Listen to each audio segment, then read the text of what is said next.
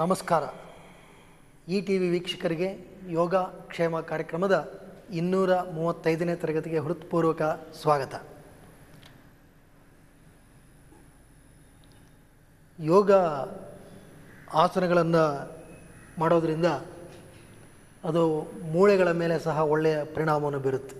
ನಾವು ಒಂದು ನಿರ್ದಿಷ್ಟ ರೀತಿಯಲ್ಲಿ ಚಲನೆಯನ್ನು ಕೊಡುವಾಗ ಆ ಸ್ನಾಯುಗಳು ಮತ್ತು ಮೂಳೆಗಳ ಮೇಲೆ ನಡೆಯತಕ್ಕಂತಹ ಒಂದು ಆಂತರಿಕ ನೀವುವಿಕೆ, ಅಂಗಮರ್ದನ ಜೊತೆಗೆ ಒಳ್ಳೆಯ ರಕ್ತ ಪರಿಚಲನೆ ಇವೆಲ್ಲವೂ ಆ ಮೂಳೆಯ ಸಾಂದ್ರತೆಯನ್ನು ಕಾಪಾಡಿಕೊಳ್ಳೋದರಲ್ಲಿ, ಸರಿಯಾದಂಥ ಪ್ರಮಾಣಕ್ಕೆ ವೃದ್ಧಿಗೊಳಿಸೋದರಲ್ಲಿ ಪ್ರಮುಖ ಪಾತ್ರವನ್ನು ವಹಿಸುತ್ತೆ.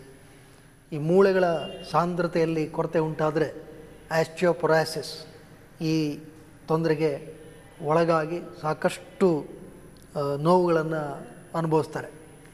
ಈ ಒಂದು ಸಾಂದ್ರತೆಯ ಕೊರತೆ ಮೂಳೆಗಳಲ್ಲಿ ಆಸ್ಟಿಯೋಪೊರಾಸಿಸ್ ಮಹಿಳೆಯರಲ್ಲಿ ಅಧಿಕ ಅಂತಕ್ಕಂಥದ್ದು ಸಹ ಅಧ್ಯಯನಗಳಿಂದ ತಿಳಿದು ಬಂದಿದೆ. ಈ ಕಾರಣದಿಂದಾಗಿ ಮಹಿಳೆಯರು ಯೋಗದ ಕಡೆಗೆ ಹೆಚ್ಚು ಗಮನವನ್ನು ಕೊಡ್ತಕ್ಕಂಥದ್ದು, ಅವರ ಒಂದು ನಿಸರ್ಗದತ್ತವಾದಂತಹ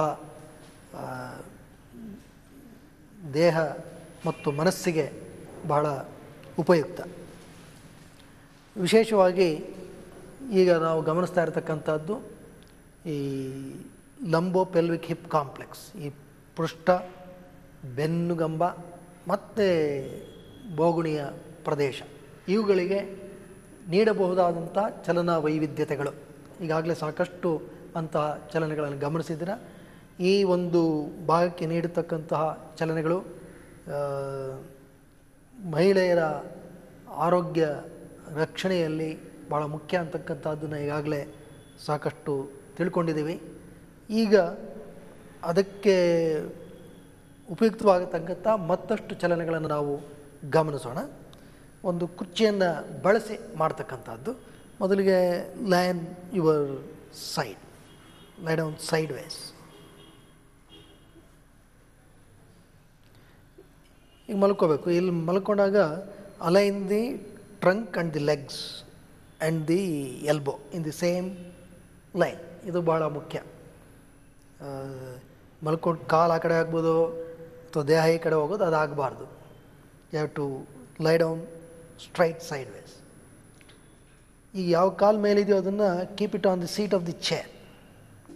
ಕಾಲು ನೇರ ಮಾಡಿ, ಎರಡೂ ಕಾಲು ನೇರ ನೋಡಿ. ಇದು ಈ sideways is a very simple movement for the side. ಇದು ಪ್ರಾಯಶಃ ಪ್ರತಿಯೊಬ್ಬರು ಮಾಡ್ಬೋದು. ಈ ಕಾಲು ನೇರ ಮಾಡಬೇಕು, ಸ್ಟ್ರೆಚ್ ದಿ ಹೀಲ್ ಕರೆಕ್ಟ್. ಹಿಮ್ಮಡಿಯನ್ನು ಚಾಚಬೇಕು, ಮಂಡಿ ಕೀಲನ್ನು ಚಾಚಬೇಕು. ಇಲ್ಲೂ ಅಷ್ಟೇ, you can keep this leg active. So that the movement you keep the leg active, you have to be present there mentally. That is the whole idea. ನಾವು ಮಂಡಿ ಕೀಲನ್ನು ಎಳೆದು ಕಾಲುಗಳನ್ನು ಜಾಗೃತವಾಗಿ ಇಟ್ಕೋಬೇಕು ಅಂತೇಳಿ ನಾವು ಅಲ್ಲಿ ಮನಸ್ಸನ್ನು ಇಟ್ಟಿರಬೇಕಾಗತ್ತೆ. ಮನಸ್ಸನ್ನು ಅಲ್ಲಿ ತೊಡಗಿಸೋದು ಸಹ ಬಹಳ ಮುಖ್ಯ. Getting involved in the posture is very important. Down, change side. ಇನ್ನೊಂದು ಪಾರ್ಶ್ವಕ್ಕೆ ಮಲ್ಕೊಳ್ಳಿ. ಈಗ ಬಲಗಾಲನ್ನು ಕುರ್ಚಿಯ ಮೇಲ್ಬದಿಯಲ್ಲಿಟ್ಟು ಕಾಲು ನೇರ ಮಾಡಬೇಕು.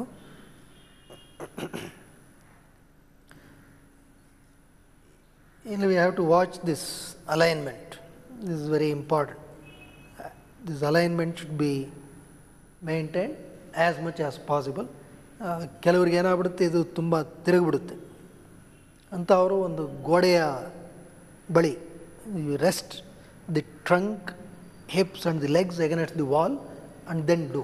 ಆಗ ಆ ಒಂದು ಸಮರೂಪತೆಯನ್ನು ಇನ್ನೂ ಹೆಚ್ಚು ಪರಿಣಾಮಕಾರಿಯಾದಂಥ ರೀತಿಯಲ್ಲಿ ಕಾದುಕೊಳ್ಳೋದಕ್ಕೆ ಸಾಧ್ಯ ಆಗುತ್ತೆ. ಇದು ತೊಡೆಯ ಪಾರ್ಶ್ವಚಲನೆಗೆ ಅನುಕೂಲವಾಗುತ್ತೆ. ಜೊತೆಗೆ ಈ ಸೊಂಟದ ಭಾಗ ಮತ್ತು ಬೋಗುಣಿಯ ಪ್ರದೇಶಕ್ಕೆ ಹಿತವಾದಂಥ ಒಂದು ಚಲನೆಯನ್ನು ನೀಡುತ್ತೆ. Stay for about 15 to 20 seconds. Down. Again, turn the other way. ಕಡೆಗೆ ಮಲ್ಕೋಬೇಕು, ಒಂದು ಪಾರ್ಶ್ವಕ್ಕೆ ಬಲ ಪಾರ್ಶ್ವಕ್ಕೆ ಮಲ್ಕೊಳ್ಳಿ. ಯಾರಿಗೆ ಈ ಒಂದು ಚಲನೆ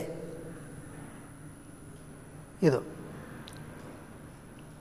ಕಾಲು ನೇರ ಮಾಡೋದು ಇದು ಸುಲಭ ಅನಿಸುತ್ತೋ ಅಂಥವರು they can go to a better height. ಉದಾಹರಣೆಗೆ ಇಲ್ಲಿ ಕಾಲು ನೇರ ಮಾಡಬೇಕು, ಸ್ಟ್ರೆಚ್ ದಿ ಲೆಗ್ಸ್. ಕಾಲನ್ನು ಮೇಲೆ ಕೆತ್ತಿದ ತಕ್ಷಣವೇ you can see the increase in the range of movement of the hip joint.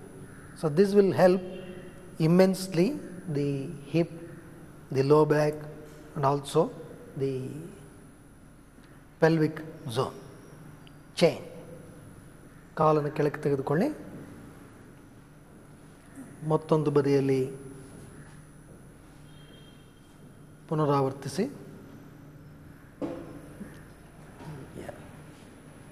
ಕಾಲು ನೇರ ಆಗಬೇಕು.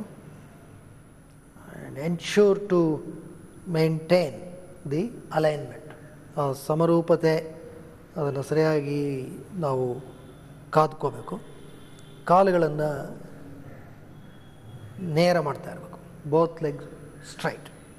ಇದು it's also good for the root of the thigh, the groin region, ಅಲ್ಲಿರ್ತಕ್ಕಂಥ ಇಂಗ್ಯೂನಿಯಲ್ ಲಿಗಮೆಂಟ್ ಅದು ಸಹ ಒಳ್ಳೆಯ ಚಲನೆಯನ್ನು ಪಡ್ಕೊಳ್ಳುತ್ತೆ. ಕಾಲನ್ನು ಕೆಳಕ್ಕೆ ತೆಗೆದುಕೊಳ್ಳಿ, ಸ್ಲೋಲಿ ಗೆಟ್ ಅಪ್, ನಿಧಾನವಾಗಿ ಏಳಿ, ನೇರವಾಗಿ ಕೂತ್ಕೊಳ್ಳಿ.